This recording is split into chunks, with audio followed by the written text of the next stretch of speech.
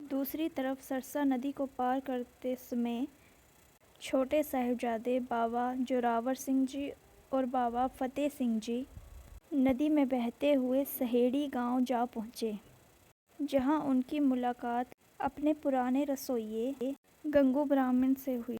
माताजी ने गंगू से कहा कि तुम हमें रोपड़ की तरफ चलकर मेरे पुत्र गोविंद से मिला दो। पर गंगू माताजी के पास मोहरों की थैली को देखकर बेईमान हो गया। सोचने लगा कि किसी प्रकार से ये धन हासिल कर लूं। उसने माताजी से कहा कि जब मुगलों की सेना हट जाएगी तो मैं आपको गुरुजी के पास छोड़ आऊँगा। तब तक आप मेरे घर में आराम से रहिए। वे दुष्ट ब्राह्मण केवल माताजी के धन को देखकर उन्हें अपने घर ले आया।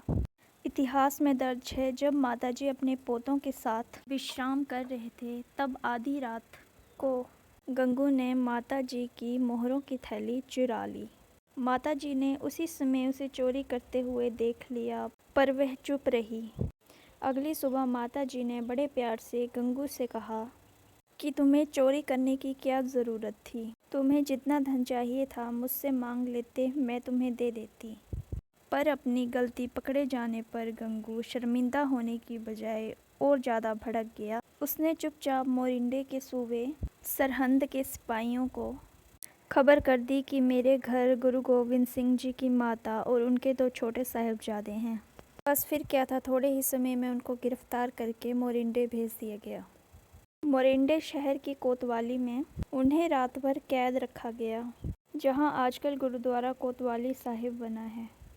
वहां माताजी और साहिबजादों को भूखा प्यासा रखा गया। अगले दिन उन्हें सरहंद ले जाया गया, जहां नवाब वजीर खान गुरु गोविंद सिंह जी के परिवार को अपनी कैद में देखकर अत्यंत प्रसन्न हुआ।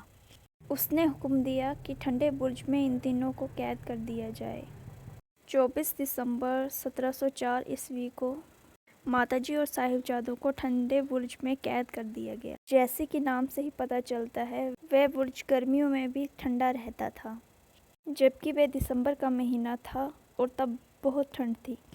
वजीर खान ने तब ऐलान किया कि गुरु गोविंद सिंह जी के परिवार को भूखा प्यासा रखा जाए और अगर कोई उनकी मदद करेगा तो उसे कड़ी से कड़ी सजा दी जाएगी। इस प्रकार शाही हुक्म के अनुसार उन्हें कोई गर्म बिस्तरा भी नहीं दिया गया। उन्हें भूखा प्यासा रखा गया। दादी माँ केवल अपने बच्चों को गोद का आसरा ही दे सकती थी। इतिहास में दर्ज है कि भाई मोतीराम मेहरा गुरु घर का श्रद्धालु था।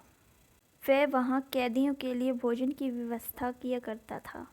जब उसे पता चला कि गुरु गोविंद सिंह जी के माताजी और उनके 2 साहिबजादे ठंडे बुर्ज में कैद हैं, तब वह बहुत दुखी हुआ। उसने शाही आदेश को ना मानते हुए उसने शाही फरमान को नज़रअंदाज करके माताजी और उनके साहिबजादों को 2 रातों तक दूध पिलाने की सेवा निभाई। इतिहास में दर्ज है, जब इस बात का पता वजीर खान को लगा तो वार समेत मोतीराम का कत्ल कर दिया। 25 दिसंबर 6 और 9 साल के मासूम बच्चों को वजीर खान की कचहरी में पेश किया गया। कचहरी में पेश होते ही उन्होंने सबसे पहले गरज कर फतेह लगाई। वजीर खान ये सुनते ही आग बबूला हो गया और साहिबजादों की दिलेरी देखकर दंग रह गया। उसने सोचा था कि ये छोटे से बालक डर जाएंगे, पर साहिबजादों के चेहरे पर जरा सा भी खौफ नहीं दिखाई दे रहा था। वहाँ पर बैठे सभी लोग हैरान रह गए, क्योंकि 6 और 9 साल के बच्चे बड़े सूझवानों की तरह बातें कर रहे थे। साहिबजादों ने वजीर खान की हर एक बात को काट कर निरुत्तर कर दिया। बच्चों को डराने के लिए तब नवाब ने कहा कि हमने तुम्हारे पिता गुरु गोविंद सिंह जी का कत्ल कर दिया है। तुम अच्छे बच्चे बनकर इस्लाम धर्म कबूल कर लो, तुम्हें ताजो तख्त और स्वर्ग की परियां मिलेंगी। जालिम निर्दयी ने साहिबजादों को कई तरीके से डराया, तब भी वे अडोल रहे। इसके बाद उन्हें वापस ठंडे बुर्ज में माताजी के पास भेज दिया गया। गुजरी जी अपने पुत्रों की दिलेरी भरी बातें सुनकर बहुत प्रसन्न हुई और कहा, शाबाश बच्चों, तुमने अपने पिता और दादा जी की शान को कायम रखा है। कल सुबह की कचहरी में आज से भी ज़्यादा तुम्हें लालच और डरावे दिए जाएंगे, पर तुम हिम्मत न हारना। धर्म को जान से प्यारा समझना। गुरुजी के लालों ने दादी माँ को समझाया कि हम धर्म पर कुर्बान हो जाएंगे, पर पिताजी की आन बान शान को झुकने ना देंगे। अगले दिन 26 दिसंबर को साहिबजादों की फिर से पेशी हुई। उनसे वही सवाल जवाब हुए। कचहरी में बैठे सुच्चा नंद ने बच्चों से कहा, सबसे पहले नवाब को सलाम करो। तब साहिबजादों ने उत्तर दिया, हम सलाम सिर्फ अकाल पुरख को करते हैं और माथा गुरु पिता को टेकते हैं। इसके अलावा किसी के आगे हमारा शीश नहीं झुक सकता। अगले दिन इन अत्याचारियों ने कचहरी के दरबार को बंद कर दिया और छोटे द्वार को खोल दिया ताकि कचहरी में प्रवेश करने के लिए नवाबजादों को सर झुकाकर अंदर आना पड़े। इस प्रकार वे साहिबजादों को नवाब के आगे झुकाना चाहते थे, लेकिन कलगीधर गुरु गोविंद सिंह जी के पुत्रों ने पहले अपने चरण अंदर किए, फिर अपना शीश लंघाया। साहिबजादों के इस रवैये से नवाब बुरी तरह से अपमानित हुआ और मन ही मन सोचने लगा कि ये साहिबजादे झुकने वाले नहीं हैं। अंत में 27 दिसंबर 1704 को जब वजीर खान को अपनी सारी चालें नाकाम होती दिखी, तो उसने एक कहर भरा हुक्म सुनाया कि साहिबजादों को जिंदा ही दीवार में चुनवा दिया जाए। ऐसा दिल दहलाने वाला फरमान सुनकर भी बाबा जोरावर सिंह जी और बाबा फतेह सिंह जी बेखौफ खड़े रहे। वे ज़रा भी नहीं डरे। आखिर वे खूनी दिन आ गया जब साहिबजादों को जिंदा ही दीवार में चुनवा दिया जाना था। कहा जाता है कि जब दीवार बाबा फतेह सिंह जी की गर्दन तक पहुंची तो दीवार अपने आप ही गिर गई। कांजी ने बच्चों से पूछा कि अभी भी वक्त है, इस्लाम कबूल कर लो।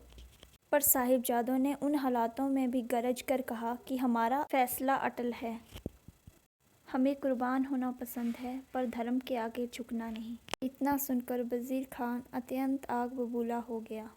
उसने जल्लाद से उनके शीश धड़ से अलग करने का आदेश दिया, पर जल्लाद ने बच्चों का कत्ल करना इस्लाम में विरुद्ध है, ऐसा कहकर मना कर दिया। तब वजीर खान ने अपने 2 कैदी शाशल बेग और वाशल बेग से दोनों साहिबजादों की गर्दन कटवा दी। उस समय चारों ओर तब सन्नाटा छा गया, हाहाकार मच गई। इतिहास में दर्ज है, जब भाई मोतीराम मेहरा जी ने अपनी आंखों से उन मासूमों की दर्दनाक शहीदी देखी, तब वे माता गुजरी जी को खबर पहुंचाने के लिए दौड़े, परंतु उनके पहुंचने से पहले ही माता जी अपने प्राण त्याग चुके थे। वाहे गुरु जी का खालसा, वाहे गुरु जी की फतेह।